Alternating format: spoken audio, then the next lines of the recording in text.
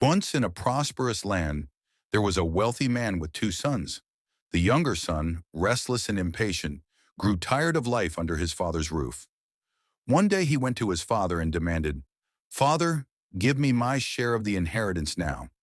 Though saddened, the father agreed and divided his wealth between his sons.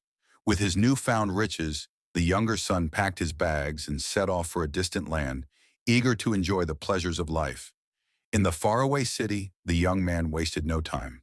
He spent his fortune on lavish feasts, fine clothes, and wild parties. He surrounded himself with so-called friends who flattered him and indulged in his wealth. But wealth does not last forever. As the days passed, his gold dwindled. When a great famine struck the land, his money was gone, and so were his friends. With no one to turn to, he wandered the streets, hungry and alone. Desperate, the young man took the only job he could find, feeding pigs in the fields of a local farmer. The work was filthy, and the pay was barely enough to survive. Often he found himself so hungry that he envied the pigs' food. One day, as he sat among the pigs, reality struck him. "Even my father's servants have food to eat," he thought. "I will return to my father and beg to be taken in as a servant. I am no longer worthy to be called his son." With a heart heavy with shame, the young man journeyed back to his father's house. He rehearsed his apology, dreading what his father might say. But before he even reached the gates, his father, who had been watching the road daily, saw him from afar. With tears in his eyes, the father ran to his son, embraced him, and kissed him. The son fell to his knees.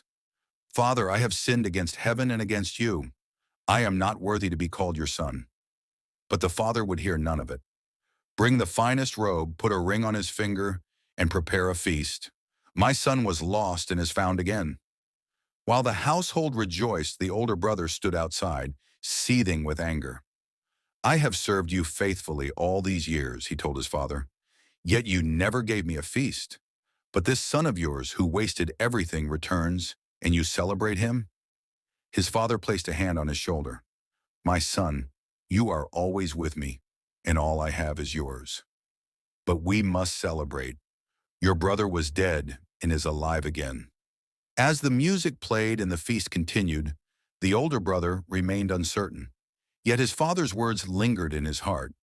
In time he would understand. Love and mercy are greater than resentment. The younger son, once lost, had found his way home, not just to his father's house, but to love and redemption.